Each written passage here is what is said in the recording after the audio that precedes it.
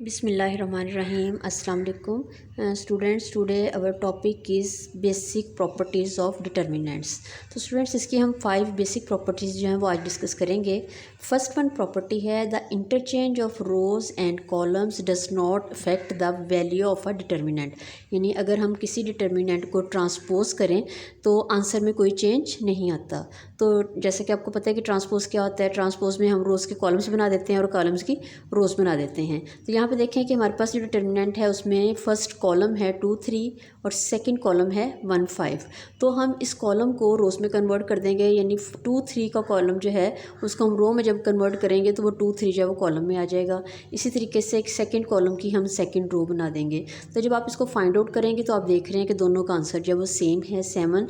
देखिए इसमें हम प्रिंसिपल डायगोनल में मल्टीप्लाई करते हैं. 5 2 ज़ार 10, दरमियान में माइनस का साइन और 3 1 ज़ार 3, तो 7 आंसर आया. इसी तरीके से आप सेम जो है यहाँ पे आप देखें कि 2 5 ज़ार 10, माइनस का साइन दरमियान में आता है. जैसे कि हम डिटर्मिनेंट को जो है एवेल्यूएट करते हैं.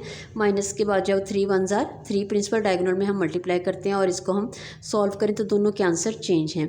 तो यहाँ पे फर्स्ट प्रॉपर्टी में हमें ये क्लियर हो गया कि A determinant is equal to A transpose determinant. दोनों का आंसर जो है वो सेम आता है. अगर आप रोज़ के कॉलम्स बना दें और कॉलम्स की रोज़ बना दें तो उसको हम ट्रांसपोज बोलते हैं. तो आंसर में कोई चेंज नहीं आया.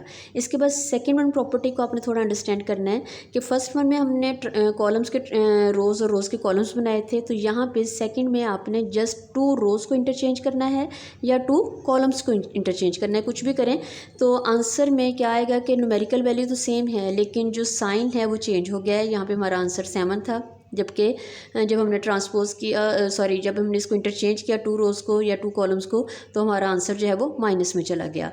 तो सेकंड वन प्रॉपर्टी हमारे पास क्या है, द इंटरचेंज ऑफ एनी 2 रोज़ और एनी 2 कॉलम्स. यानी आपने या तो रोज़ को आपस में इंटरचेंज करना है. जैसा कि देखिए हमारे पास फर्स्ट वन रो जो है वो 2 1 है तो उसको हमने यहाँ पे सेकंड रो में कन्वर्ट कर दिया. जबकि सेकंड रो जो है 3 5 है तो उसको हमने यहाँ पे फर्स्ट रो की जगह पे ले गए हैं.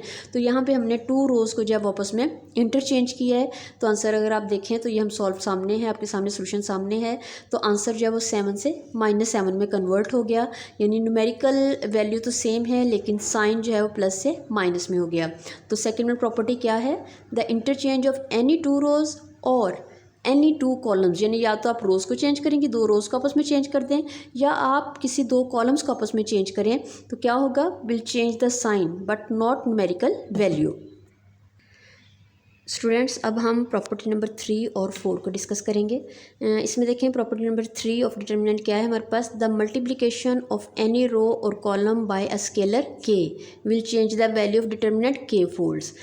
देखिए स्केलर का मतलब ये है कि आप किसी भी फिगर के साथ जो मल्टीप्लाई करें रो या कॉलम को तो हमारा आंसर जिस फिगर से मल्टीप्लाई करेंगे उतने टाइम्स जो हमारा आंसर जो है वो इंक्रीज़ कर जाएगा. फॉर एग्जाम्पल जैसे हमारे पास ये डिटर्मिनेंट है, इसकी हम फर्स्ट रो को 2 और 1 को 2 से मल्टीप्लाई करते हैं तो 2 टाइम्स हमारा आंसर जो है वो इंक्रीज़ हो जाएगा. जैसे कि आप एग्जांपल में देख भी रहे हैं.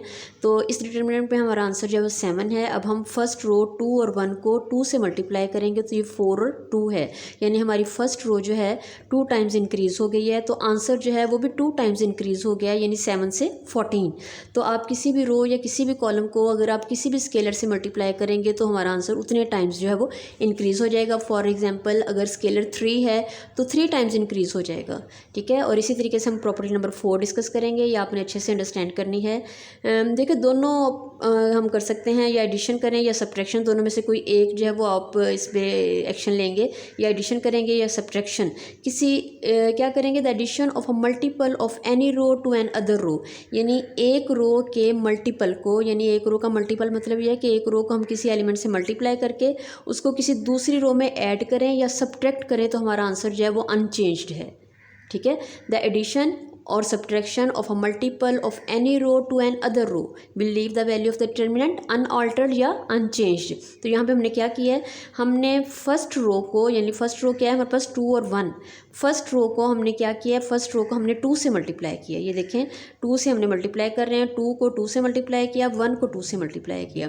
तो किसी भी इसका मल्टीपल हमने 2 का ले लिया जो कि यहाँ पे हमारे पास 2 4 है और यहाँ पे 2 है, तो उसको हमने दूसरी रो में ऐड कर दिया. यहाँ पे आप देखें हमारे पास नया डिटर्मिनेंट आ चुका है। 2 1 तो है एज इट इज़ है, तो 2 1 को आप 2 से मल्टीप्लाई करके सेकंड रो में हमने उसको ऐड अप कर दिया है। जब आप ऐड करेंगे तो हमारे पास 7 और 7 आ जाता है। अब आप इसको सॉल्व करें तो हमारा आंसर जो है वो एज इट इज़ यानी 7 ही है।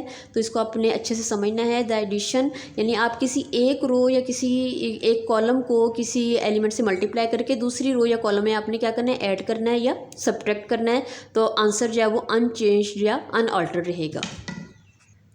स्टूडेंट्स अब हम लास्ट प्रॉपर्टी जो है वो डिटरमिनेंट की डिस्कस करेंगे। प्रॉपर्टी नंबर 5 है if one row or column is a multiple of an other row or column the value of the determinant will be 0। यानी इसका मतलब ये है कि कोई एक रो या कोई कॉलम दूसरी रो या कॉलम का मल्टीपल है तो आंसर क्या होगा, 0। फॉर एग्जाम्पल हमारे पास सेकेंड रो है 3 और 5। 3 और 5 को अगर आप 3 से मल्टीप्लाई करें तो हमारे पास फर्स्ट रो आ जाती है। तो इट मीन्स कि फर्स्ट रो जो है वो सेकंड रो का मल्टीपल है। आप देखें 3 को 3 से इसमें हमने 2 से मल्टीप्लाई किया, और 3 को 2 से मल्टीप्लाई करें तो 6 आ जाता है। 5 को 2 से मल्टीप्लाई करें तो 10 आ जाता है। तो मल्टीपल जो है वो यानी आप 2 से करें या 3 से मल्टीप्लाई करें, ऐसा होना चाहिए कि एक रो दूसरी रो का मल्टीपल हो। तो उस सूरत में अब आप इसको सॉल्व करेंगे तो आंसर क्या आ जाता है हमारे पास, 0।